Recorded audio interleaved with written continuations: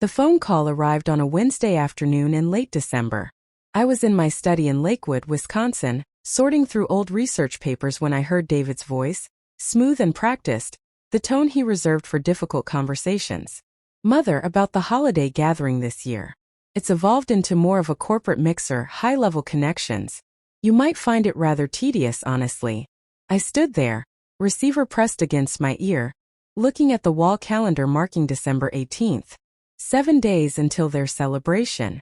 7 days until I would spend another holiday season entirely alone. The second year in a row. "I understand," I replied. Those 2 words were all I could manage. At 61, I had discovered that protesting only deepened the wound. "I appreciate your understanding," relief flooded through the line. "We'll arrange something in February. Just the family. Proper dinner." He disconnected before I could respond. No expressions of affection. No seasonal wishes. Simply the dial tone and the empty echo of his justification. I surveyed my kitchen. 26 drawings blanketed my refrigerator, secured with magnets shaped like Wisconsin landmarks. Crayon masterpieces from my granddaughter Sophie. Stick figure portraits labeled me and Nana. Hearts rendered in pink and lavender. A holiday tree with gifts arranged beneath. She had created them all in secrecy. I knew this because they arrived through the postal service with no sender information. 10 years old, and she had already learned that her parents disapproved of her affection for me. The house existed in profound silence. The variety of quiet that penetrates your bones when you recognize you have become transparent to those who should perceive you most clearly. But here is what David did not comprehend. What none of them understood. I was not merely some retired academic they could disregard. I was not outdated. And I would not remain silent indefinitely. 5 years earlier, in September, the physician's words suspended in the air like morning fog. "Advanced pancreatic cancer. I regret to inform you, Mrs. Chun. We will ensure his comfort during this time." Robert sat beside me in the specialist's office, his hand enveloping mine. His grip remained powerful. He had always possessed strong hands, craftsman's hands, despite spending 4 decades as an engineer. "How much time?" he asked. 3 to 6 months, perhaps less. Robert passed away on a Thursday morning in early October. The foliage outside our bedroom window had just begun transforming to amber and crimson against a powder blue sky. Beautiful, as though the world had not noticed it was losing one of the exceptional ones. He squeezed my hand one final time, regarded me with those hazel eyes that had witnessed me through 39 years of marriage. "You will be fine, Margaret," he whispered. "You are more resilient than you realize." Then he closed his eyes and departed. The memorial service was everything Robert would have detested. Excessive flowers. Excessive people expressing sentiments that held no significance. David wore his costly suit, the one he had purchased when he became senior director at Biotech Innovations. Jennifer flew in from Madison with her husband and 6-year-old Sophie. Sophie stood beside me at the graveside. Her small hand gripped mine so intensely I could feel her pulse. When they lowered the casket, she looked up at me with Robert's eyes. "Nana, where did Grandpa go?" I knelt down, brushed a curl from her face. "He is among the stars now, sweetheart. He will watch over us from there." "Will he be cold?" My throat constricted. I could not answer. Just pulled her close and held on. Before Robert died, Sunday dinners were sacred ritual. David would bring his business concepts, spreading documents across our dining table, while Robert carved the roasted chicken. "Listen to this approach, Dad. It will transform biotech's market standing." Jennifer would telephone from Madison, her voice on speaker while Robert stirred sauce. "Can you believe what occurred at the board meeting? Mom, tell her she is overreacting." Sophie would sprawl on the kitchen floor with colored pencils drawing elaborate scenes of dragons and fairies. "Grandpa, look, it is you and me fighting a dragon." Robert would glance at me over the stove, that subtle smile playing at his lips. The one that communicated this is what matters. I would be in my home office developing algorithms for biotech. Robert would bring me tea around 3. Lean against the door frame. "Another breakthrough, Dr. Chun. Getting closer," I would say. "They do not appreciate you sufficiently at that organization," he would say. "They appreciate my work." "Do they?" He would set the tea down, kiss the top of my head. "Because from my perspective, You are the most intelligent person in that facility by considerable measure. I had worked at Biotech Innovations for 34 years. Started as a junior researcher fresh from graduate school. Built their computational biology department from nothing. When David joined the organization 17 years ago, I felt pride. Thought we would construct something together. Robert used to say, "Be cautious, Margaret. Corporate dynamics do not care about family." I should have listened. The first 8 months after Robert died, the children contacted frequently. Grief pulls people together even temporarily. David would check in on Sundays. "How are you managing, Mother? Need anything?" Jennifer visited twice that initial month. Brought prepared meals I would not eat. Sat in the living room making uncomfortable small talk while Sophie colored at my feet. But grief has an expiration date. At least theirs did. By month 9, David's calls grew shorter. "Hello, Mother, just checking in. I am overwhelmed at work. We will talk soon." By month 11, Jennifer's visits ceased. "Really occupied, Mom. Rain check." The rain check never materialized. The changes at work were subtle initially. I would be explaining a computational protocol in a meeting and David would interrupt. "That is good background, Mother, but let me bring this to the contemporary context." As though I was teaching history instead of cutting-edge artificial intelligence research. Or he would send communications about strategy without including me. When I inquired, he would say, "Just operational matters. Did not want to clutter your inbox." Clutter my inbox at the organization I had helped construct. The genuine shift occurred at an executive meeting in November, 1 year after Robert died. I was presenting my research on machine learning applications in genetic analysis. 32 slides, 17 years of work. The board members listened politely, asked intelligent questions. Then David stood up. "Mother's expertise is valuable," he said. "But we need to think about scalability, fresh perspectives, younger talent that understands where the market is heading." Younger talent. He was 35. I was 60. Apparently, that made me outdated. The board nodded, took notes, started asking David questions they should have been asking me. After the meeting, I confronted him in the corridor. "What was that? What was what?" He would not meet my eyes. "You undermined me before the board." "I was just providing context, Mother." He checked his watch. "Look, I have another meeting. We will talk later." We did not talk later. We stopped talking about anything that mattered at all. The second year was worse. Thanksgiving arrived and I was not invited. I discovered from social media. Jennifer posted photographs of an enormous dinner at David's apartment. The entire family gathered around a table that could accommodate 20 people. David carving turkey. His wife Patricia laughing with Jennifer. Sophie in an elegant dress sitting between her parents. I telephoned David. "I did not realize you were having Thanksgiving dinner," I said, keeping my voice level. Pause. "It was last minute, Mother. Just immediate family."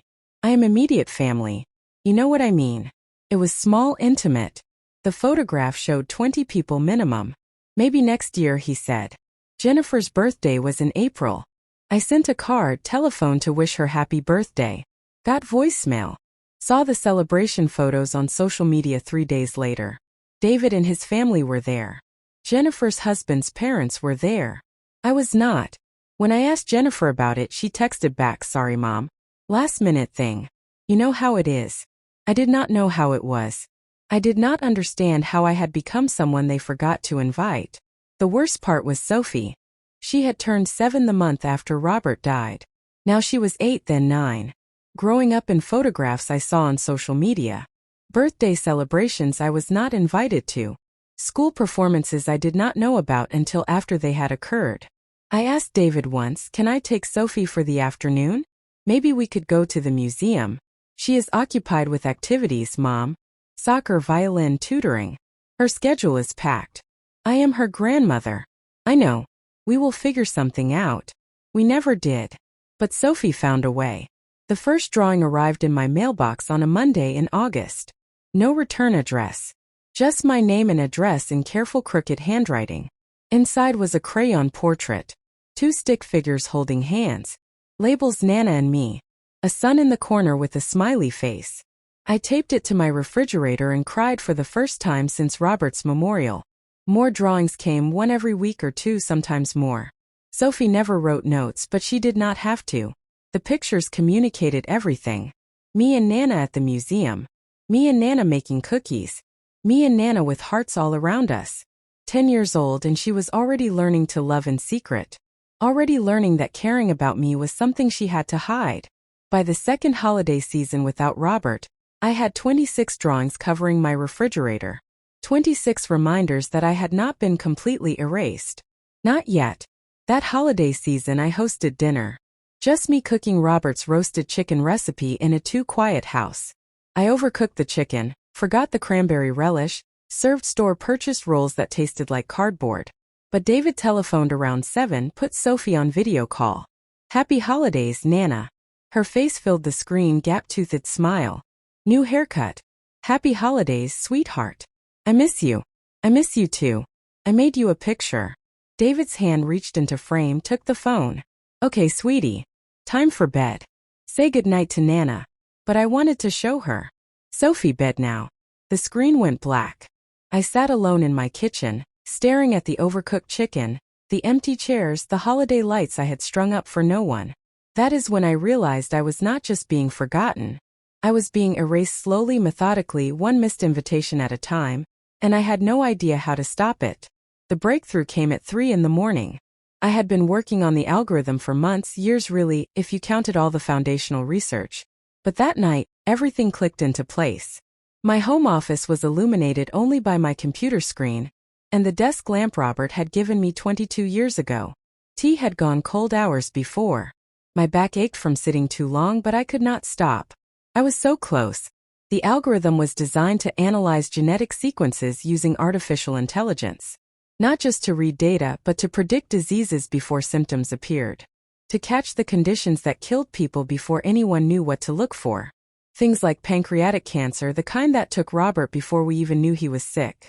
I typed the final lines of code, ran the test, watched the results populate across my screen. It worked. Not just worked. It was exceptional. Better than I had hoped. This algorithm could save thousands of lives, maybe hundreds of thousands. I sat back in my chair. Robert's photograph watched from the corner of my desk. Forever 49, forever smiling. This is it, I whispered. This is what you believed I could do. For the first time in 3 years, I felt something other than grief. I felt purpose. I reached for my phone, telephoned David. It was late, but this could not wait. Mother. His voice was groggy. It is 3 in the morning. I know, but I have had a breakthrough. A genuine one. Pause. His voice sharpened. Tell me more. It is an AI algorithm for analyzing genetic sequences. It can predict diseases before they are symptomatic. David, this could revolutionize early detection. How far along is it? Complete, tested. It works. Long pause. I could hear him breathing. Could almost hear his mind working. This could save the organization, he said finally. Biotech has been struggling. Investors are nervous. But something like this, mother, this could change everything. I should have heard the hunger in his voice. Should have recognized that tone. But I was exhausted, excited, and still desperate for my son to see me as valuable. I want to validate it first, I said. Run it past some colleagues. Make sure I am not missing anything. Of course, but mother, when you are ready, this could be enormous for biotech, for all of us. I know. I am proud of you. Those 4 words. I had not heard them in so long. They hit like warm water after years of cold. Thank you, I whispered. After we disconnected, I sat in the dark staring at my screen. Something nagged at the back of my mind. Something Robert used to say. Document everything, Margaret. The world is not always fair to women in technology. He had seen things during our marriage. Colleagues taking credit for my work. Men dismissing my ideas in meetings, then presenting them as their own later. He had seen me passed over for promotions given to less qualified men. Protect yourself, he would say. Even from people you trust. I looked at Robert's photograph. Especially from people you trust, I asked. His smile did not answer, but something in my gut twisted. I opened a new document, started typing everything. Every line of code, every test result, every piece of research that led to this moment. Just in case. The next morning, I telephoned Dr. Helen Richards. We had crossed paths at conferences over the years. Her work on neural networks at the University of Wisconsin was brilliant, meticulous. She had a reputation for being rigorous but fair. We met at a cafe near campus on a gray April afternoon. I brought my laptop, showed her the framework. She studied my code for 12 minutes without speaking. The cafe buzzed around us. Students preparing for examinations, professors reviewing papers, normal life while my entire world balanced on Helen's assessment. Finally, she sat back, stirred her coffee, met my eyes. Margaret, this is exceptional work. Career-defining. Relief flooded through me. Thank you.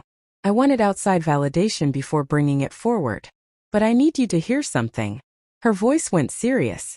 File the patent before you tell anyone else. Before you bring it to biotech, before you tell your family.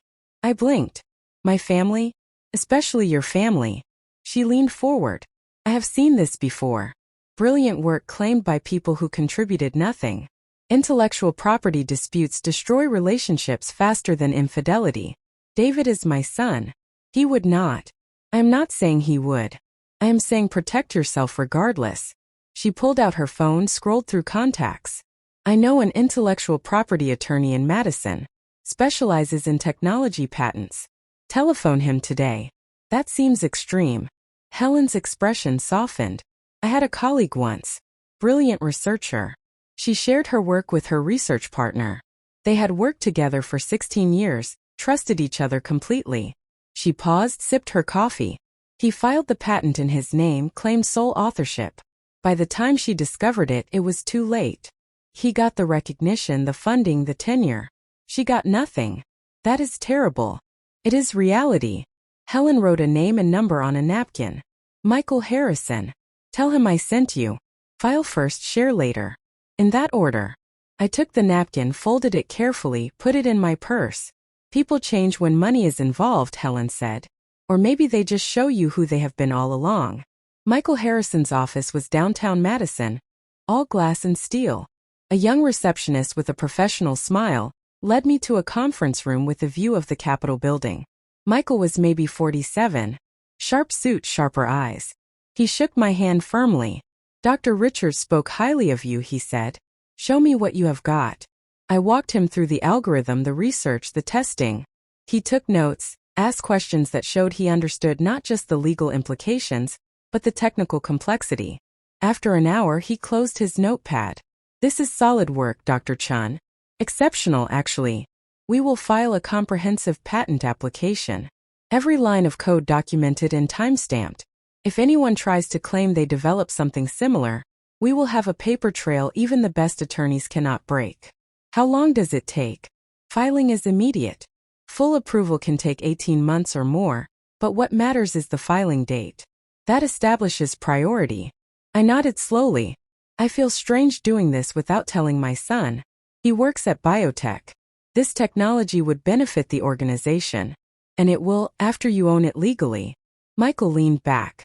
Dr. Chun, I have seen too many inventors lose their work because they trusted the wrong people. File now, share later. You can still work with biotech. You will just do it from a position of protection. Protect yourself, Robert had said. Even from people you trust. Okay, I said. Let us file. We spent the next 4 hours documenting everything. Every algorithm, every test, every line of code. Michael's assistant took photographs of my notebooks, copied my files to secure servers. We will file tomorrow, Michael said as I was leaving. You will have the paperwork by end of week. I drove home in rush hour traffic, hands tight on the wheel. The sun was setting over Madison, painting the sky orange and violet. Beautiful, like the world was celebrating my decision. But guilt sat heavy in my stomach. This was my son David, the boy who used to bring me his science projects, who had been so proud when I started at biotech. Was I really worried he would steal my work? My phone buzzed. Text from David. Hey mother. Been thinking about your algorithm. Would love to hear more. Dinner this week? I stared at the message. He had not asked me to dinner in 8 months. Had not asked to hear about my work in over a year. Now suddenly he was interested. I texted back. Sure. Friday. Perfect. 7 o'clock. That bistro you like. I put my phone down. Watched the road. Tried to ignore the voice in my head that sounded like Robert. Protect yourself, Margaret. Document everything. The patent was filed. Every line of code, every algorithm, every breakthrough time-stamped and legally mine. I did not tell David, did not mention it at dinner on Friday when he asked about the algorithm. I just explained the framework, the general concepts, how machine learning could be trained on genetic data. Not the specifics, not the code, not the pieces that made it revolutionary. This is incredible, Mother, David said, leaning forward over his pasta. This could save biotech. Really save it. I would like to validate it more first. Make sure it is ready. Of course. But when you are ready. He smiled. The same smile he had had as a child when he wanted something. We could do this together. Mother and son. Build something amazing. I wanted to believe him. I desperately wanted to believe him. But something in his eyes did not match his smile. Something hungry. Something that made my gut twist. We will see, I said. That night I sat in my office staring at the patent certificate Michael had sent over. Official legal binding. April 23rd. The day I protected my life's work from my own son. I should have felt relieved. Instead, I felt like I just acknowledged that the family Robert and I built had already fallen apart. And the worst part, I had no idea how bad it was about to get. The weeks after filing the patent felt strange, like I was living two lives. In one life, I was Dr. Margaret Chen, pioneer AI researcher, woman with a patent that could change medicine forever. Protected, legally secure. In the other life, I was just Mother, the woman David contacted when he needed something. The grandmother who got crayon drawings in the mail from a child she was not allowed to see. David telephoned on a Wednesday afternoon. I was in my garden trying to resurrect the flower beds Robert used to maintain. Everything had grown wild since he died. Weeds choking out the roses. Grass overtaking the stone paths. Mother, I need a favor. I stood up, brushed dirt from my knees. What kind of favor? Biotech is in a challenging position. We need innovation to get investors excited again. Your genetic work. Could you consult on strategy? Help us pitch the vision? Something in his voice. Eagerness. The kind that made successful salespeople and dangerous gamblers. Consult how? Just come to some meetings. Explain the potential of AI in genetics. You would not have to share the actual algorithm, just the concepts, the framework. I looked at Robert's roses struggling under the weight of weeds. When? This week. Monday. I will send you the details. After he disconnected, I stood in the garden for a long time. The May sun was warm on my face. Birds sang in the oak tree Robert had planted when David was born. This could be good, I thought.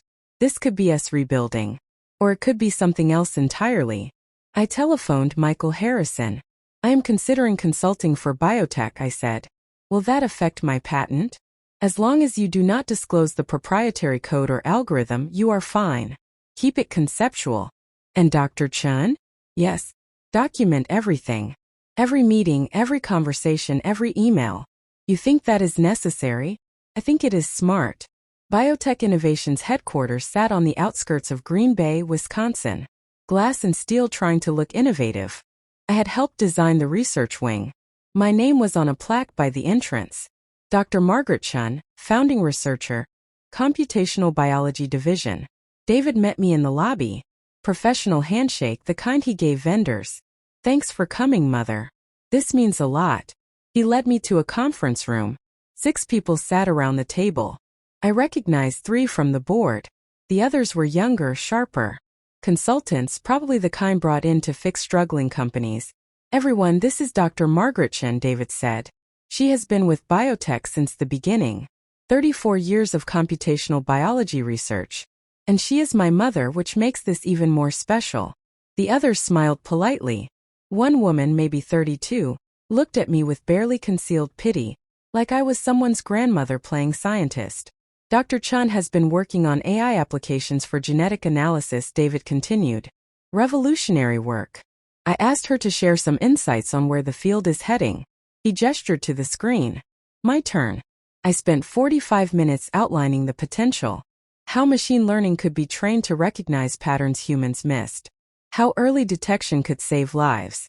How AI was not replacing physicians but empowering them. I did not mention my algorithm, did not share the code, just painted the vision in broad strokes. The consultants took notes enthusiastically, asked intelligent questions. One, a man named Charles with expensive glasses, Kept saying paradigm shift and market disruption. David beamed. Proud son with his brilliant mother. After the meeting, he walked me to my car. That was perfect, mother. Exactly what we needed. Happy to help. Would you be willing to come to more meetings? Maybe help draft some strategy documents? I unlocked my car. I can do that. Great. I will send you a confidentiality agreement. Just standard material. Protects what we are building. Confidentiality agreement. Why do I need one? Everyone who consults needs one. Just paperwork. Nothing to worry about. He hugged me. Quick, professional. I drove home with a knot in my stomach I could not explain. That night, I read the agreement David emailed. 9 pages of legal language. It basically said I would not disclose any proprietary information I learned while consulting for biotech. I forwarded it to Michael Harrison. He telephoned me 25 minutes later. This agreement pertains to their existing proprietary information. It does not extend to your independent work. Your patent predates this by a month. You are safe to sign.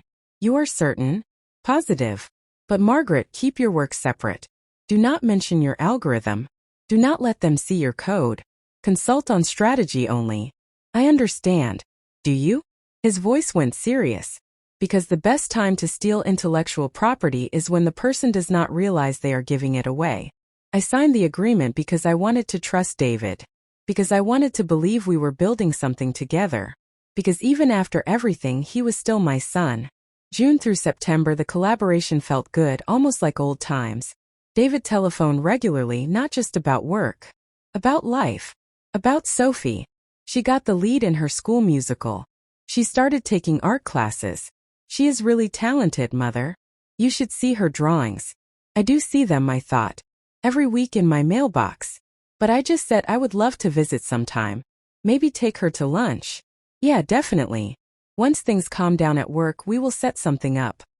The meetings at biotech continued. I outlined frameworks for training AI models, explained data structures, discussed regulatory challenges for medical technology. Always careful. Always keeping my actual algorithm private. But I did not realize how much David was learning. How he could take my frameworks and extrapolate the rest. How a smart person could reverse engineer the puzzle when you have already shown them most of the pieces. August 14th, the investor pitch. David invited me to an investor presentation. Madison downtown. Fancy conference room with a view of Lake Monona. Just sit in back, mother. I want them to see we have deep technical expertise. 22 investors filled the room.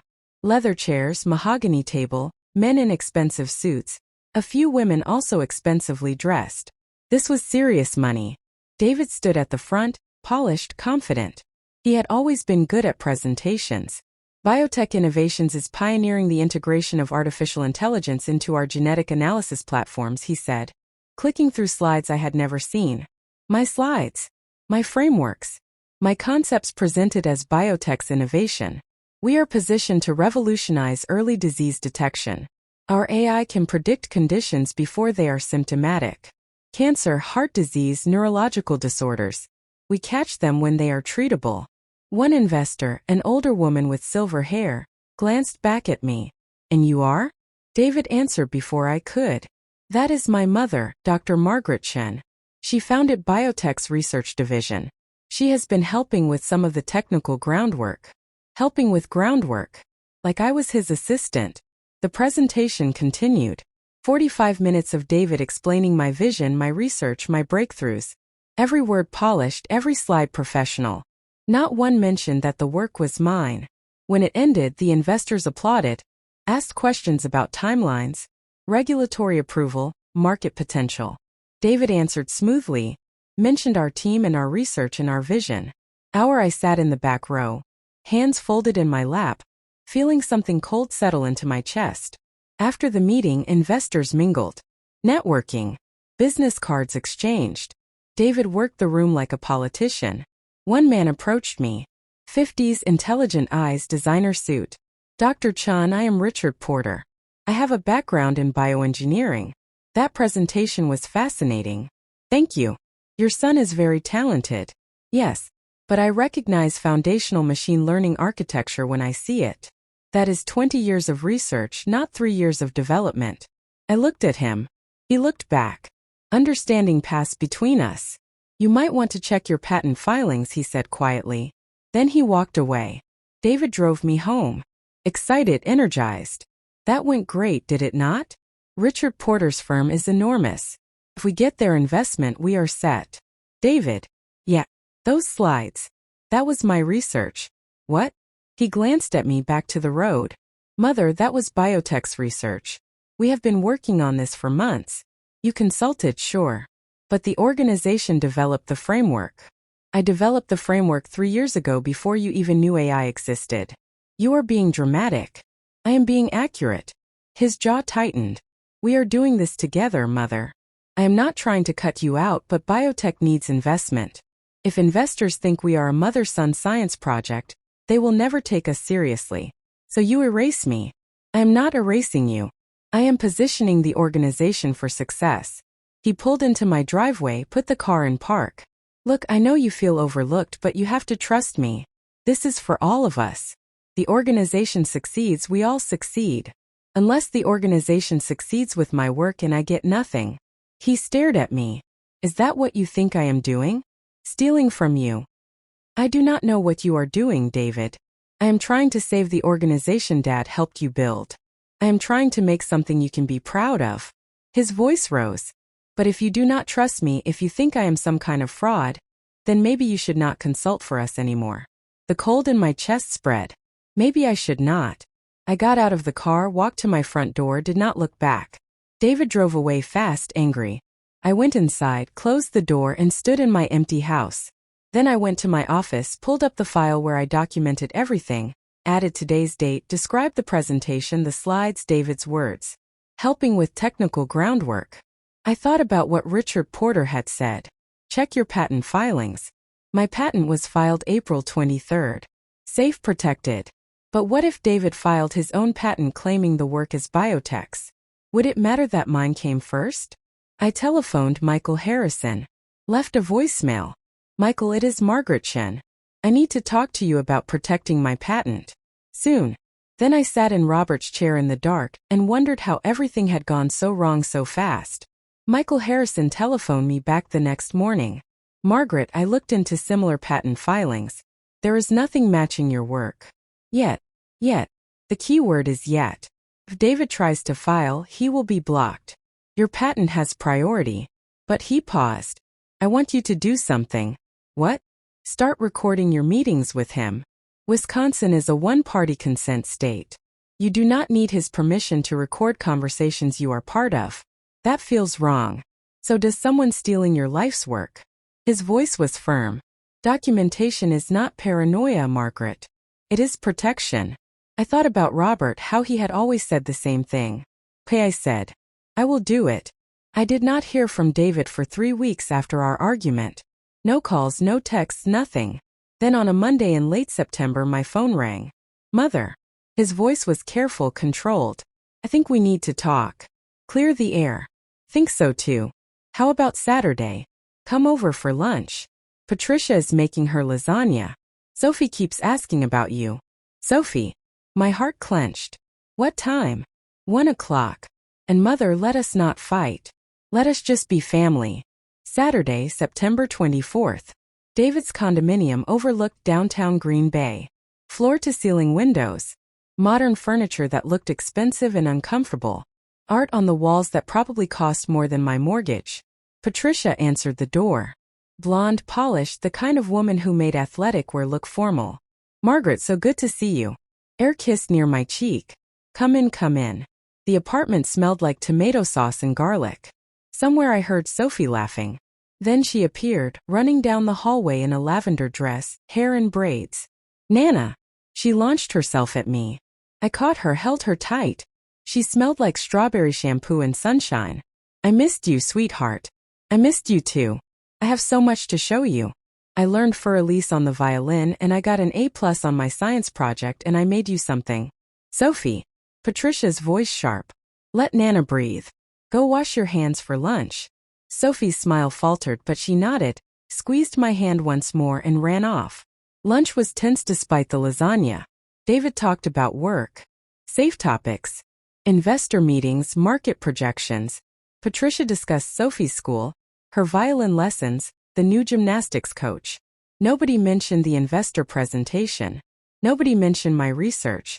After lunch, Patricia took Sophie to her room for quiet time, which meant I was not allowed to spend time with my granddaughter without supervision. David led me to his home office, closed the door. Look, Mother, about the presentation. I could have handled it better. You could have. But you have to understand, investors need confidence. They need to believe biotech has a unified vision, a strong team. If I tell them it is all based on one person's research, your research, they get nervous. What happens if you leave? If you get sick, if something changes?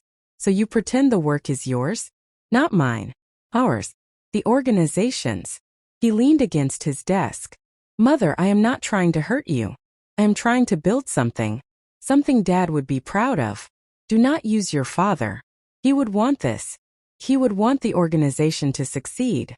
He would want us working together. I looked at my son, 36 years old, wearing a polo shirt that probably cost $200. Living in a condominium I could not afford. Are we working together, David? Or are you working and I am just there? That is not fair. None of this is fair. I stood. I am going to say goodbye to Sophie. Mother, I am not fighting with you. I am just done pretending everything is fine. Sophie's room was pink and white. Stuffed animals everywhere. A desk covered in art supplies. She sat on her bed holding a large piece of construction paper. Nana, look. She held it up. I made this for you. It was us. Stick figures holding hands. A house, a garden, a sun with a smiley face. At the bottom, in careful letters, I love you, Nana. From Sophie. My throat closed. It is beautiful, sweetheart. Can you put it on your refrigerator with the others? You know about the others? She nodded. I put them in the mail when Mom is not looking. Dad helps sometimes. Thomas helped. So he knew. All this time he knew Sophie was sending me drawings in secret. I will put it in the best spot, I promised. Sophie. Patricia appeared in the doorway. Time to let Nana go. But I just got to see her. Now please. I hugged Sophie, whispered, I love you so much. She held on tight. Why do you not come over more? Before I could answer, Patricia stepped between us. Come on, sweetie. Nana has things to do. David walked me to the elevator. Did not say anything until the doors opened. She misses you, he said quietly. Then let me see her. It is complicated. It is not complicated. You are making it complicated. The elevator arrived. I stepped in. Mother, wait. About the algorithm. I really do think we could do something amazing together if you just trust me. The doors closed. After that lunch, things got worse. Meetings at biotech happen without me. David would say, just operational matters, Mother. Budget reviews, personnel issues. But I would see the notes later. Strategy sessions, technology roadmaps, everything I should have been part of. Jennifer telephoned in October. Rare enough that I answered immediately. Hey, Mom. How are you? Fine. You good? Good. Listen, I am having a small gathering for my birthday. Just family. Can you make it? Hope fluttered. Of course. When? November 3rd. 6 o'clock. Casual. I will be there. But November 3rd came. I drove to Jennifer's house in Madison. Nice neighborhood. Her husband made good money as an architect. I rang the doorbell, waited. Jennifer answered, eyes wide. Mom, what are you doing here? Behind her I could see people. David, Patricia, Sophie, Jennifer's husband's parents. At least 18 people. Your birthday party. You invited me. That is next weekend, Mom. She would not meet my eyes. This week is just, my husband's family. I thought you said family. I meant his family. Our intimate circle. I looked past her, saw David see me, saw him look away. I see, I said. I am sorry. Honestly, I thought I said next weekend. Total miscommunication. Right. Miscommunication. I walked back to my car. Did not cry until I was on the highway. Even then it was just a few tears. I was getting good at swallowing grief. There was no party next weekend. I knew there would not be. The telephone call came from a number I did not recognize. Dr. Chun, this is Richard Porter. I am a venture capitalist with Summit Capital. I met you at the biotech presentation. I remember, Mr. Porter. I am not calling to invest. I am calling to warn you. He paused. Your son approached us 4 months ago. Pitched an AI genetic algorithm as biotech's proprietary technology. My blood went cold. When exactly? July 10th. Right after Independence Day. 3 weeks after I had filed my patent. For months after David had learned about my work. Did he say where the technology came from? He claimed biotech developed it internally. A team effort. Revolutionary AI framework for genetic analysis. Richard's voice hardened. But I did my research, Dr. Chan. I found your patent filing. April 23rd. The framework in David's pitch matches your patent almost exactly. Why are you telling me this? Because I do not do business with liars. And because my mother is a researcher. I know what it is like when men take credit for women's work. He paused. I am emailing you the pitch deck. You should see what he has been saying. The email arrived 3 minutes later. 26 slides. Professional graphics. Biotech logo on every page. Revolutionary AI framework for predictive genetic diagnostics. Proprietary technology developed by Biotech Innovations. Led by David Chan, Senior Director of Innovation. Every slide detailed my work, my algorithms, my research, my breakthrough. Presented as if David had invented it. I sat at my kitchen table and read it 3 times. Each time the betrayal cut deeper. My son had not just taken credit. He had tried to sell my work for profit to multiple investors, while pretending we were building something together. I telephoned Helen Richards. She came over that night, read through the pitch deck, did not say anything for a long time. Finally, Margaret, I am sorry. I filed the patent. I am protected legally. Yes, but that is not what I am sorry about. She closed the laptop. I am sorry your son did this. I am sorry you cannot trust your own family. I am sorry that speaking up means destroying relationships. What should I do? What do you want to do? I thought about Sophie's drawings on my refrigerator. About David's lies. About Robert's voice. Protect yourself, Margaret. I want justice, I said. But I do not want to hurt innocent people. Sometimes justice hurts everyone, including the person seeking it. Helen squeezed my hand. But silence protects abusers, even when they are your children.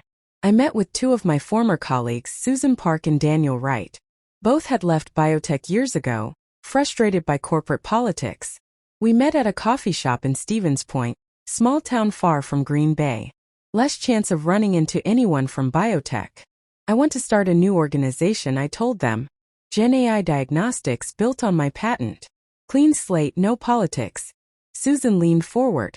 I am in. Daniel nodded. Me too. We file for incorporation in December. Target launch January 15th. Midnight. Why midnight? Susan asked. Because I want a very specific launch date. I pulled out my phone. Showed them David's last text. The one from November. Family dinner for the holidays. Just the 3 of us. I had replied I would love that.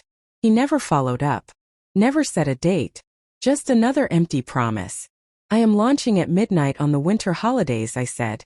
While David has his networking party. Daniel smiled, slow and sharp. Poetic. A woman named Amanda Foster from Business Insider reached out in mid-December. Dr. Chan, I heard through some sources that you are launching a new diagnostic organization. I would love to do a story. Someone had tipped her off. Probably Richard Porter. Maybe Helen. What kind of story? The kind that matters. Ageism in technology. Women in STEM. Intellectual property theft. Family betrayal. The truth. I met her at the same Stevens Point coffee shop. Brought everything. Patent filings, David's pitch deck. Richard's corroboration. Recordings from meetings, emails. 3 years of documentation. Amanda took notes for 4 hours. Finally looked up. This is massive. National coverage massive. I need you to embargo it until when? Midnight, the winter holidays. She studied me. You are certain? Once this goes public, there is no taking it back. My son already took everything. I am just taking back the truth. What about biotech employees? This story breaks, the organization tanks. People lose jobs. I know. The guilt sat heavy. But if I stay silent, David keeps doing this. To me, to others. Silence enables abuse. Amanda closed her notebook. I will embargo until the holidays. But Margaret, this will change your life.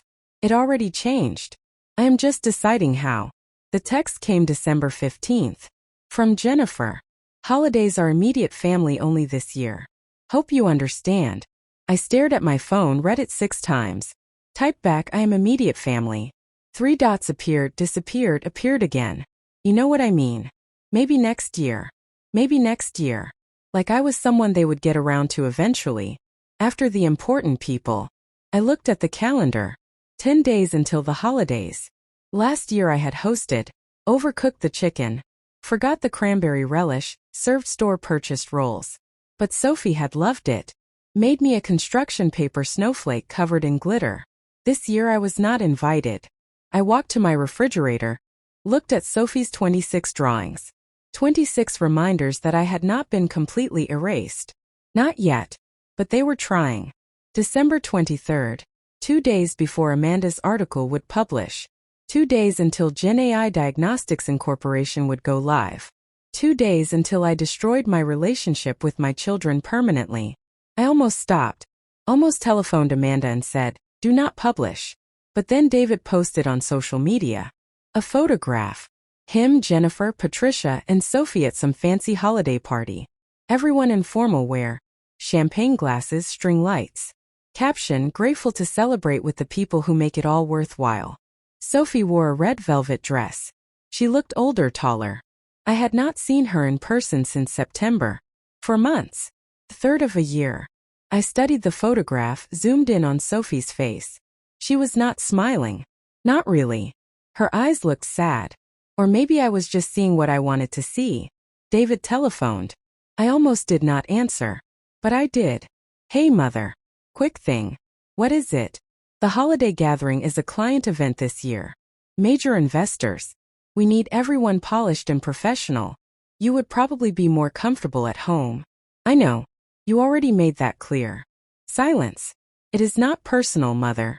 It is entirely personal, David. Look, we will do something in February. Family dinner. Just us. Sure. I mean it. I am sure you do. I looked out my window. Snow falling. Beautiful Wisconsin winter. Have a good party, David. Mother. I disconnected. Then I opened my laptop. Sent an email to Amanda Foster. Subject, green light. Body, publish it. 2 words. That is all it took to detonate my family. I hovered over send for 7 minutes. Thought about Sophie. About Robert. About 34 years at biotech. About being erased 1 dinner invitation at a time. Thought about David selling my work to investors. About the lies. About the betrayal. I clicked send. The house was quiet. Too quiet. I cooked dinner for 1. Simple soup, salad, glass of wine. Robert's photograph sat on the mantel, forever smiling, forever 49. I do not know if this is right, I told him. But I am done being invisible. The clock showed 8:20 p.m. David's party had started. Somewhere in downtown Green Bay, they were celebrating, networking, building futures I was not part of. My phone rang at 10. Unknown number. I answered. Hello, Nana. Whispered, scared. It is me, Sophie. I miss you. Her voice cracked. I wanted to call to say happy holidays. I miss you too, sweetheart. So much. I made you a big drawing. The biggest one. It is you and me at the zoo with the elephants. Mom said I could not send it, but I am going to anyway. I am going to hide it in my backpack and mail it when she is not looking. I cannot wait to see it. Background noise. Music, voices. Someone calling her name. I have to go, she whispered fast. Mom is looking for me. I love you, Nana. I love you, baby. The line went dead. I sat holding the phone, tears running down my face. 10 years old, and she was already learning that loving me was something to hide. 11:50 p.m. I sat at my kitchen table, laptop open, Business Insider article queued. Gen AI Diagnostics Incorporation ready to go live at 12:01. 11 minutes until my life changed forever. I thought about calling it off. 1 email to Amanda, 1 click to stop everything. But then I thought about David's pitch deck. About being uninvited to my own granddaughter's life. About 3 years of lies and erasure and betrayal. About the 26 drawings on my refrigerator. About Sophie whispering on the phone because loving her grandmother was forbidden. 11:58. I stood by the window. Snow falling. Silent night. The town was quiet. Lights in neighbor windows. Holiday trees glowing. Normal families doing normal things. Tomorrow my family would hate me. But tonight, for these last 2 minutes, I was still just mother. Still just Nana. Still someone they might love if they remembered how. Midnight. My phone lit up. Notifications flooding in. The Business Insider article was live. Technology pioneer accuses son of stealing patented AI framework. Patents, emails, recordings, Richard Porter's testimony, Helen's corroboration. Everything documented. Everything proven. The truth finally told. Gen AI Diagnostics Incorporation. $2.9 billion valuation. I sat down, watched my phone explode with messages. Support, hate, interview requests, legal threats. The world was waking up to my story, and my family was about to wake up to their nightmare. 12:09 a.m. David telephoned. I answered. Mother. His voice was raw, panic, broken. What the hell did you do? In the background, music. Voices. Chaos. His party collapsing in real time. I told the truth, David. You destroyed us. On the holidays. In front of everyone. The truth destroyed you, not me. Ask yourself why. We are family. Family does not steal, David. Family does not erase. I gave you chances. I tried to include you. You tried to take what was mine and pretend it was yours. Shouting in the background. Someone crying. Then Jennifer's voice grabbing the phone. Mom, we are going to sue you for defamation. You have destroyed us. Michael Harrison reviewed everything. You do not have a case. You are a bitter, selfish woman. Jennifer's voice broke. You could not stand to see us succeed. I could not stand to be erased from my own life. The line went dead. I sat in the dark. Phone glowing in my hand. It was done. The truth was out. And there was no taking it back. My children hated me. My granddaughter would grow up hearing how I destroyed the family. Biotech would collapse. Innocent people would lose jobs. But the alternative was silence. Was letting David steal and lie and erase. Was teaching Sophie that being quiet was safer than being honest. Outside, holiday morning. Snow kept falling. Inside, I sat alone with my decision. Right or wrong, it was made, and I would have to live with every consequence. By 1 in the morning, my phone showed 61 missed calls. I sat in the dark living room, phone face up on the coffee table, watching notifications light up the screen like fireworks. David, 19 calls. Jennifer, 14 calls. Unknown numbers, 28 calls. The Business Insider article had been live for 1 hour. Already shared 60,000 times. The hashtag genetic justice was trending nationwide. Number 2 on social media, rising. I picked up my phone, scrolled through the notifications without opening them. Voicemails piling up. Text messages flooding in. Email after email after email. Support messages. You are a hero. Thank you for your courage. This is what bravery looks like. Hate messages. Family destroyer. Bitter old woman. Hope your revenge was worth it. Media requests. NBC wants an exclusive interview. Good Morning America would love to have you on. 60 Minutes is interested in your story. I turned the phone off, set it down, stared at the dark screen. The house was completely silent. No music, no television. Just the hum of the refrigerator and the sound of my own breathing. This was it. The moment I had been planning for months. The truth was out. Justice was served. The algorithm was protected. My work was credited. So why did I feel like I just detonated a bomb in my own life? I walked to the kitchen, made tea I would not drink, stood at the window watching snowfall in the streetlight.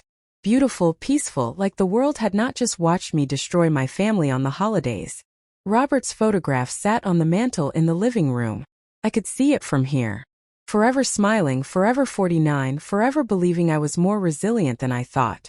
I hope you are right, I whispered to him. Because I do not feel resilient. I feel like I just made the biggest mistake of my life.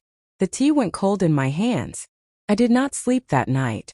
Just sat in Robert's chair, watching darkness turn to gray, gray turn to dawn. Holiday morning. The day everything changed. Helen arrived at 7:30 with coffee and pastries. I heard her car in the driveway, heard her footsteps on the porch, did not get up to answer the door. She let herself in with the spare key I had given her months ago. Margaret. Her voice gentle, careful. Kitchen. She found me still in Robert's chair, still wearing yesterday's clothes, hair uncombed, eyes dry from not sleeping. She did not say anything. Just set the coffee and pastries on the table, sat down across from me, waited. I did it, I finally said. I know. The article is everywhere. I know. People are calling you a hero. People are calling me a monster. I know. I looked at her. Helen Richards, brilliant researcher, tough as nails, the woman who had warned me to protect myself, who told me silence enables abusers. Was I wrong? I asked. She took a long time to answer. Sipped her coffee. Looked out the window at the snow. You did the right thing, she said finally. That is not what I asked. I know. She met my eyes. You did the necessary thing. Sometimes they are the same. Sometimes they are not. That is not reassuring. I am not here to reassure you, Margaret. I am here to sit with you while you live with your decision. We sat in silence for a while. Drank coffee. Did not touch the pastries. Finally, Helen said, David held a press conference last night. Did you see it? No. You should watch it. Why? Because he is falling apart, and you need to see what your truth did to him. She pulled out her phone, opened a video site, found the video. David appeared on screen. Press conference room. Bright lights, cameras.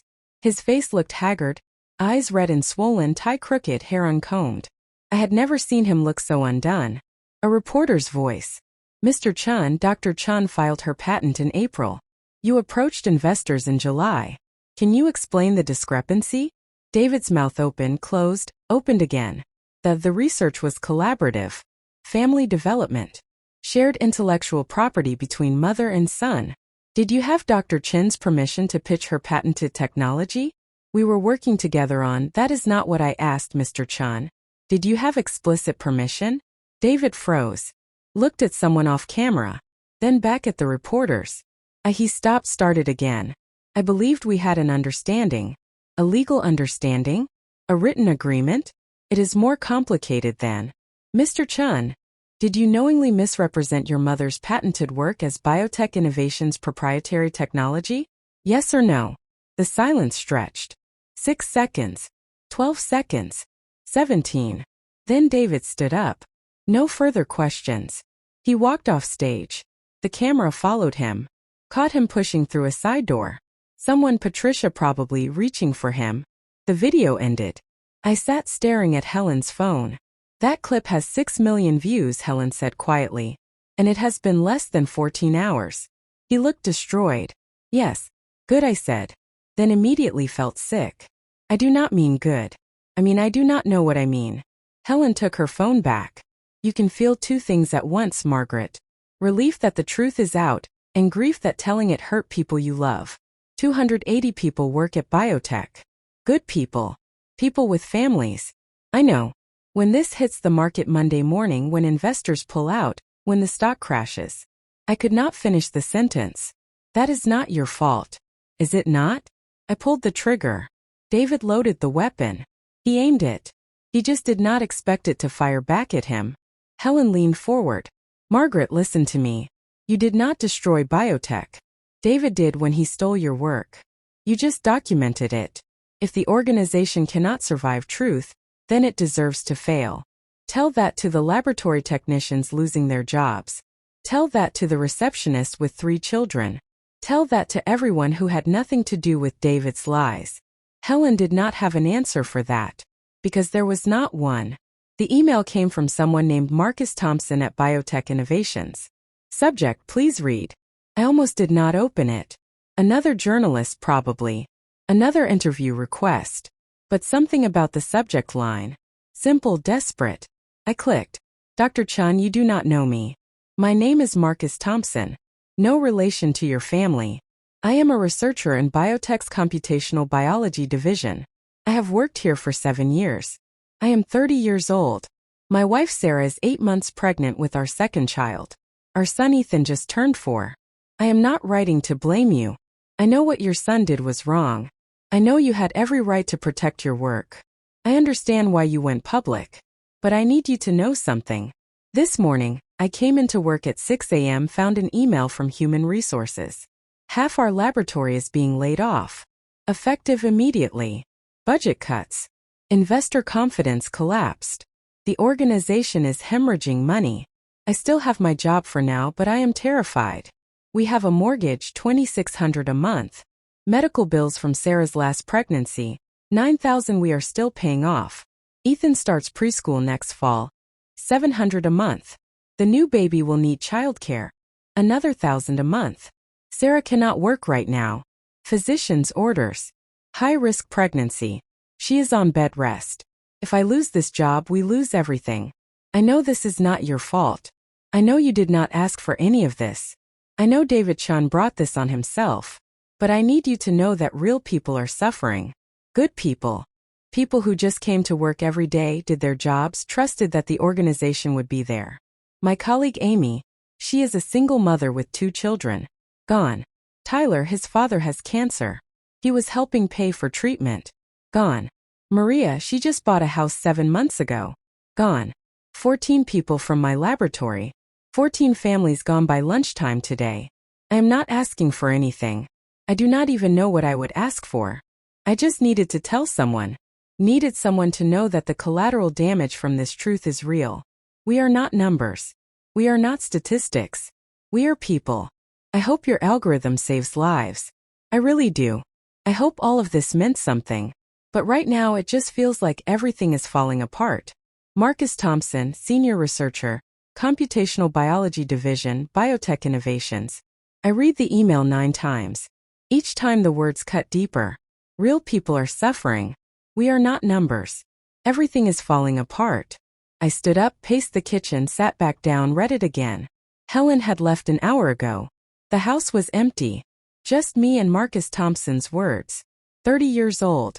Pregnant wife on bed rest. 4-year-old son. Medical bills. Mortgage. The weight of a family dependent on a job that was hanging by a thread because I had told the truth. I had known this would happen. Had prepared for it. Told myself that protecting my work mattered more than protecting David's lies. But knowing intellectually and feeling the crushing weight of it were completely different things. Marcus Thompson was not abstract. He was not theoretical.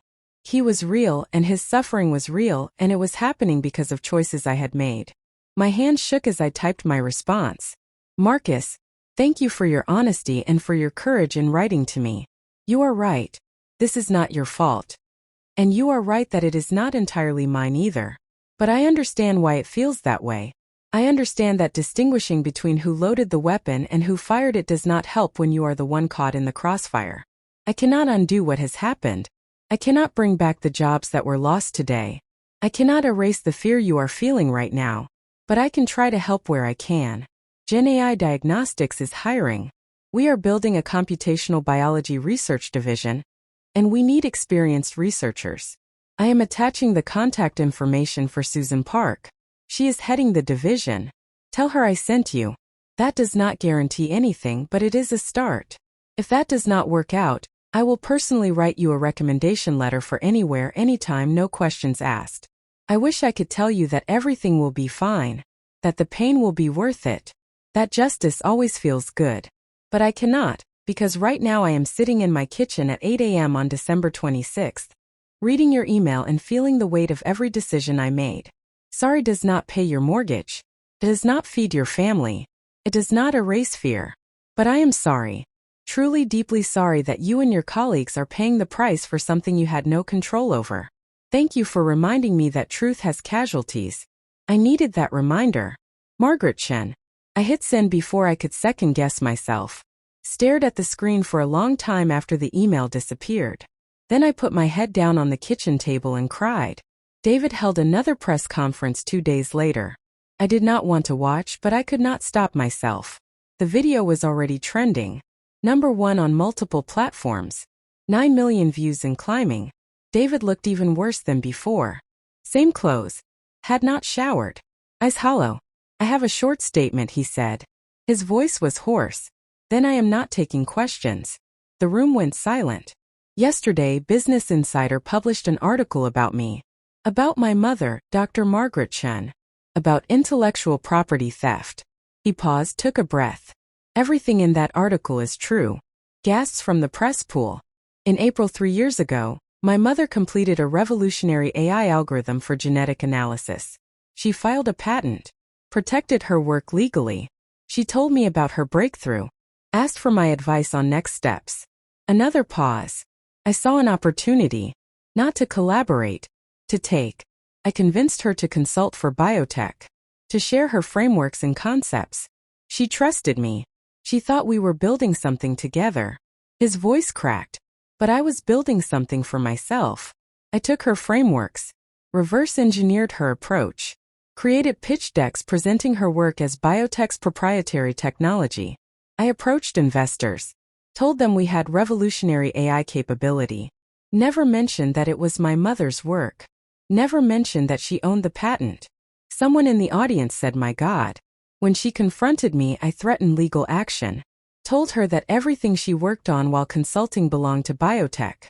Tried to intimidate her into giving me her algorithm. David looked directly at the camera. "Mother, if you are watching this, I am sorry. Those words are inadequate, meaningless, but they are all I have." He turned back to the reporters. "I am resigning from all positions at Biotech Innovations. Effective immediately. Permanent. I will not fight this. I will not appeal. I will not try to salvage my career here." "Mr. Chun," a reporter started. "No questions. But I will say this. To every employee who lost their job because of my actions, I am sorry. You deserved better leadership. To every investor who trusted me, I am sorry. You deserved honesty. To my family, I am sorry. You deserved integrity." He looked at the camera again. "And to everyone watching, this is what happens when you put ambition ahead of ethics. When you put career ahead of family. When you convince yourself that the ends justify the means. They do not.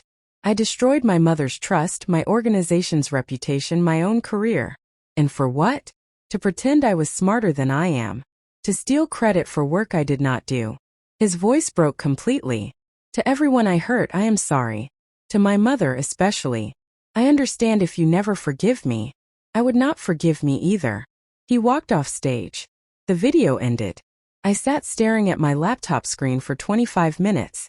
Then I opened my email, typed a message to David. Subject: I saw your press conference. Body: it is a start. Not I forgive you. Not I am proud of you. Not even thank you. Just it is a start. I hovered over send for 7 minutes. Then clicked. 3 months later. March. I am sitting in my study in Lakewood writing this. Trying to make sense of everything that happened. Trying to understand if I made the right choice. Gen AI Diagnostics just completed Phase 1 clinical trials. The algorithm works better than we hoped. Early detection rates up by 41%. Survival rates improving dramatically. We are expanding. Partnering with 14 hospital systems. By next year, our technology will be in 200 hospitals across North America. The work will save thousands of lives. Robert would be proud. David and I talk once every 2 weeks. Carefully. Honestly. Rebuilding trust brick by brick. He is still in Boston. Still working entry level at a small software company. Still in therapy. Still figuring out who he is when he is not trying to be me. Last week he telephoned. I got a promotion. Team lead. Small team, but it is mine. Earned it. Honestly. I am glad, David. Thanks, Mother. That means a lot. We are not close. But we are honest. Sometimes that is better. Jennifer and I had lunch last month. She apologized. Really apologized. I saw what David did, and I made excuses because it was easier than admitting my brother was wrong. I am sorry, Mom. Thank you. Can we try to be mother and daughter again? We can try. It is awkward. Careful. But it is something. Sophie visits every other weekend. We bake, draw, talk about everything. Last week she asked, Nana, was it worth it? Everything you went through? I thought about it. Really thought about it. Yes, I said finally. Because you are worth it. Because truth is worth it. Because I am worth it. She hugged me. I think you are the bravest person I know. I am not brave. I am just a woman who got tired of being invisible. Marcus Thompson works for Gen AI Diagnostics now. Susan hired him in January. His wife had the baby. A girl. They named her Margaret. He sent me a photograph. I cried. I gave the keynote at the Women in Technology conference last month. 2,000 people. I talked about ageism in technology, about being dismissed because I was older, female, obsolete, about fighting back, about the cost of truth, about justice that hurts everyone, including the person seeking it. When I finished, they stood. 2,000 people applauding, some crying. The messages came after. You gave me courage to fight for my patent. I am 68. They told me I am too old. Your story proved them wrong. Thank you for showing that women in STEM do not expire at 55. But every night I still wonder, did I do the right thing? Or did I just destroy everything because I was hurt and angry? I look at Sophie's drawings on my refrigerator. 26 reminders of love in secret. I think about the 280 employees at biotech. About Marcus Thompson's fear. About David's broken voice at that press conference. About the truth and the casualties it creates. I do not have easy answers. I do not know if what I did was right or wrong. I just know it was necessary. For me. For Sophie. For every woman who has been erased and told to stay quiet. You are not too old. You are not obsolete. Your work matters. Your voice matters. You matter. Do not let anyone make you forget that. Document everything. Protect yourself. Speak up even when it is hard. Even when it costs everything. Even when the people you love become the people you have to fight. Truth has casualties, but silence has more. Choose truth. Choose yourself. Choose courage. You are not alone. None of us are.